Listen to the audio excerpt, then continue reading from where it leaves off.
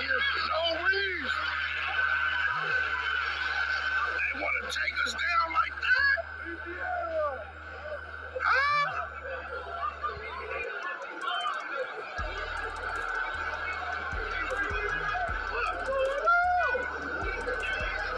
That's a nigga black, right? In America, they can't even breathe out here.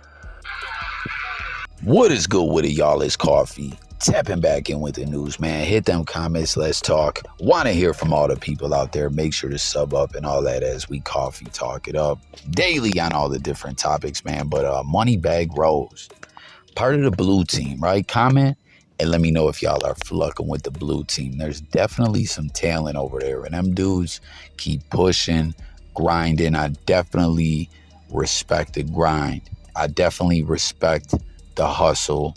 And like I said, there's talent. I just fuck with him, and I'm curious to know how everyone else feels about the blue team and all that. Like, jump in the comments with it. Let's talk. But what in the fuck is going on right here, man? I don't know the whole backstory, but you see Moneybagg Rose had the cam out. The police were in war mode, okay? That's what's, that scares me. I'm the kind of guy, just in general, I'm not even talking about a situation just specifically like this. Just so often, maybe because I've been through so many bad situations that went bad and things got tragic. And then the aftermath of those incidents spawned other situations of people feeling different kind of ways of like, yo, you were there that day, or this person was there, or, when this happened, and people get to beefing. And, like, just with any situation, a lot of things can spawn off of other things within the aftermath of things. It's just also complex in the journey of life, everything that everyone goes through, man. That's some comment, y'all, if you guys feel me on this. Maybe it's my age. Maybe it's that I'm hitting that midlife crisis type vibes, type times. But I don't know, man. I'm just soaking so much up and looking at so many things so differently in life. You know what I mean? Like, if you take a step back from anything you're going through and you look at the principalities of what it is, of what exactly is going on, there's so many things that you can, there's so many things that you can take a step back and try to deal with things on an analytic kind of way, like I said, like with a playbook or whatever. But at the end of the day, at the same time, you can't be scared. You can be careful in life. You can try to move different. You can try to not make the same mistakes or get caught up in the same situations, but you still gotta let your nuts hang. Pause. I don't know. I guess I'm just on one today, rambling on a bit or whatever, but I just see this footage and just see dude out there like, yo, y'all see what's going on here? And I don't know. I'm just a bit taken aback a bit by it all. Okay. So I don't know. Jump in the comments again. Let me know your thoughts about what you see going on here, about avoiding things in life, but at the same time, you got to be a man. You got to stand up. You got to not be shook. You got to be smart and gangster at the same time, but not gangster in the typical sense of the word of being gangster. You just got to be a man. You got to be ready to go there if it's got to go there. So comment with your thoughts. And like I said, the blue team, if you fluck with them at all, who you think is dope out of the blue team, jump in the comments. Let's chop it up. And then also, homie's rocking on his head. Totally different convo. But like, I used to see, I had like a bro, right? He would rock sometimes a do-rag under his kufi. And then sometimes he'd rock the kufi with the do-rag over the kufi. Right? But you can't, but I'm saying, I know homie ain't rocking, that's not a kufi, right? But I don't know, just do-rags and kufis. Let's talk about that in the comments as well.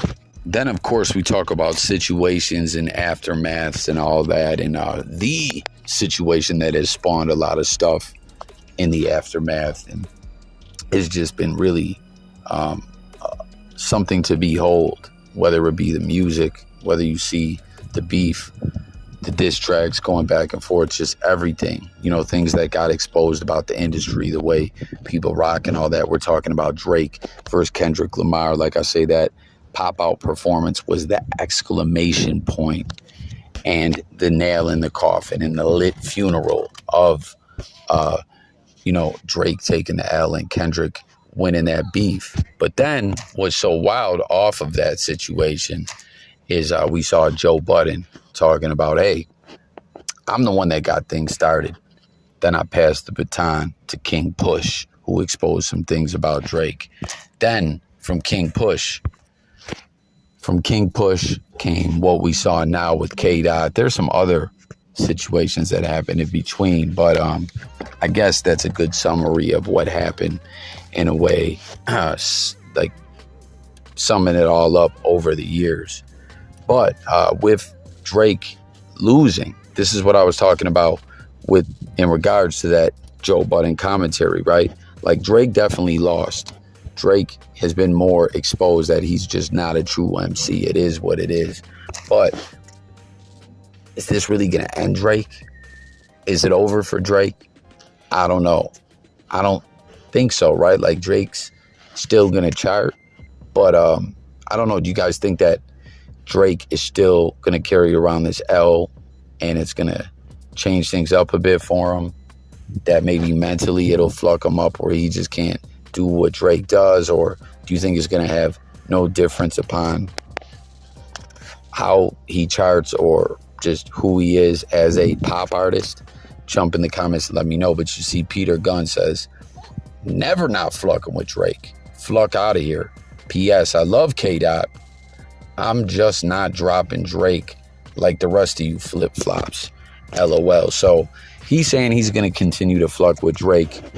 But I don't know. I don't like him calling people flip-flops. I don't know if I'm flucking with that. Are you? Right? Just because Drake took a L.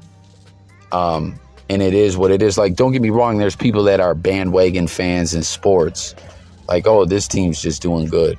Now that's their squad. They don't even know the starting lineup. They don't even know anyone outside of the 2 or 3 major players on the squad.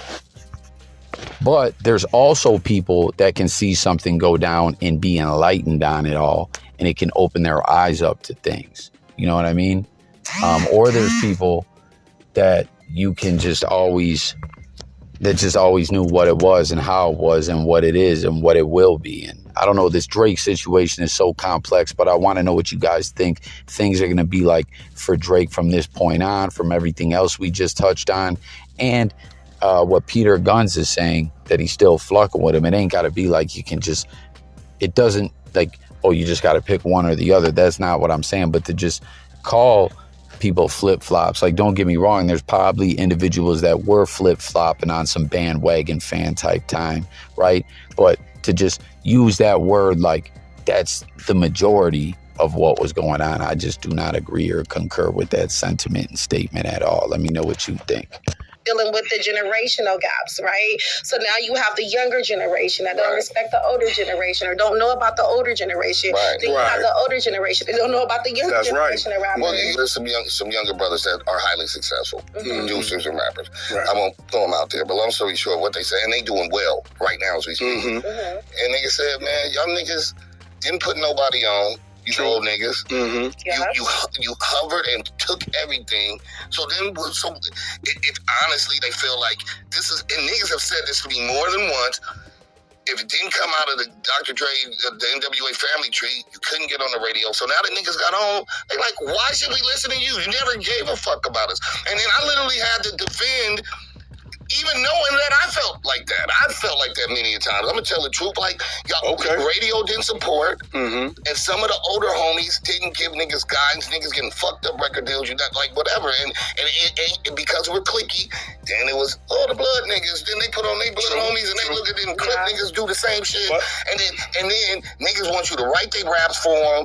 They want to drain you dry, ghost producer, everything. Like, it was fucked up. Niggas ran, like, it's a saying, hurt people hurt people. Right. And LA seems like the abused stepchild that keeps abusing his true. That's true. You're right. We're the redhead stepchild of fucking rap, and then we keep beating up our kids.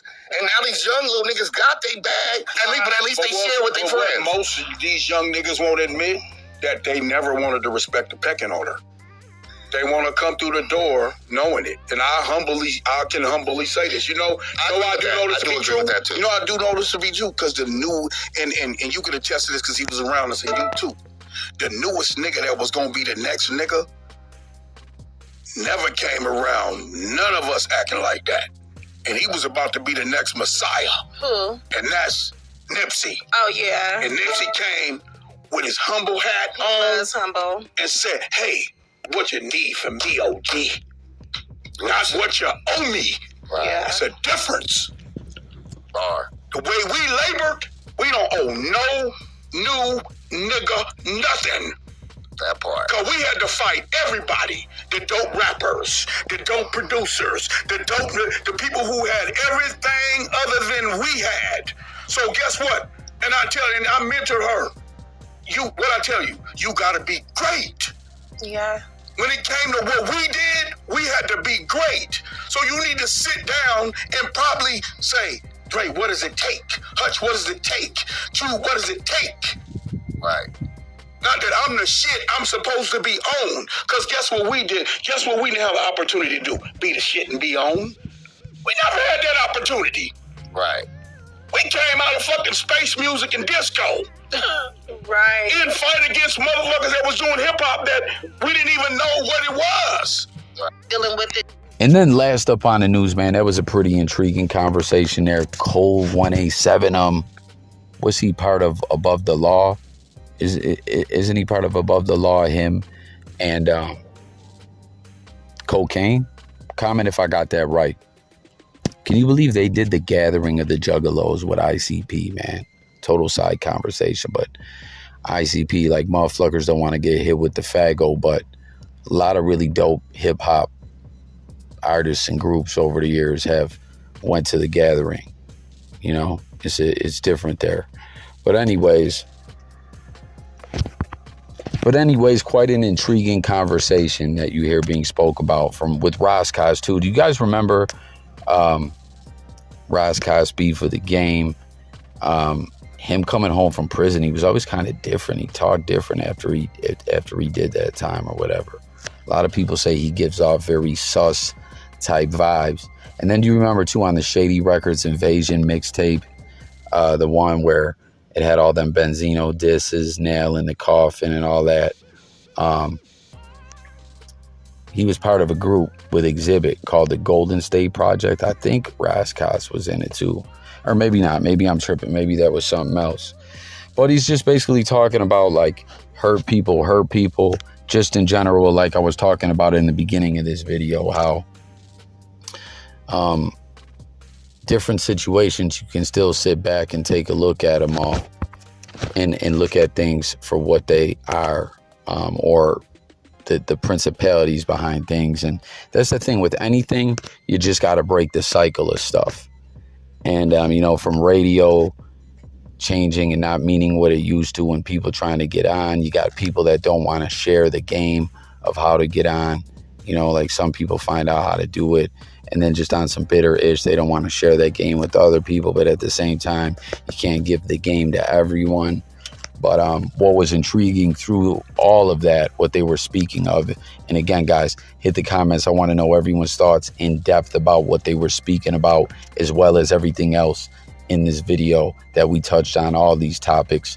Make sure to hit the comments, hard body. That's what it is all about over here on Coffee Talk, talking with y'all, the people. So make sure to tap in, like, get active. I'm very active in those comments. Make sure to subscribe. Stay tuned for all the videos dropping daily, all the different stuff we speak on. But through it all, the one individual that they say stood out as just being different, you know, was a different caliber of person, and continued to show love. It's the late, great Nipsey Hussle. And let me say something in closing.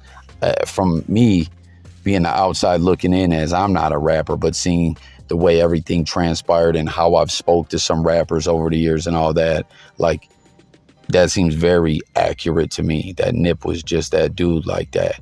You know what I'm saying? He was just a different kind of cat, man. Like, you just don't meet a lot of really solid people. Some people are solid in some ways, but lack character in other ways. Seems like Nip just across the board was that dude.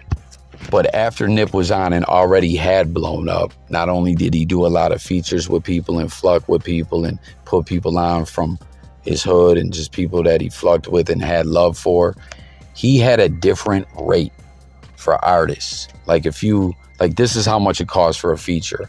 But if you're independent, I got you. Hit me with like 1,000. I don't know that that's totally accurate, but I seen it before with my own eyes. Someone who was an up-and-coming artist and, you know, had some promise and some talent, and they were reaching out for features to everyone.